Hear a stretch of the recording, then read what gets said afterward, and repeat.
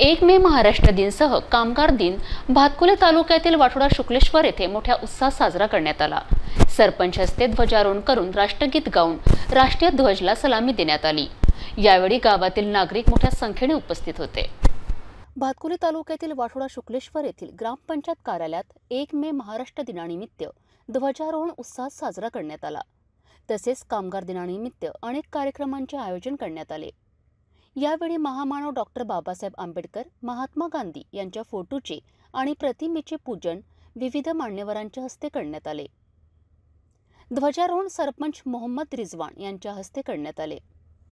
यावेळी ग्रामविकास अधिकारी विकास वैद, तंटामुक्ती अध्यक्ष संतोष महात्मे, कोतवाल अभिजित मकेश्वर यांच्यासह अंगणवाडी सेविका, मदतनीस, आशा वर्कर, ग्रामपंचायत कर्मचारी उपस्थित होते।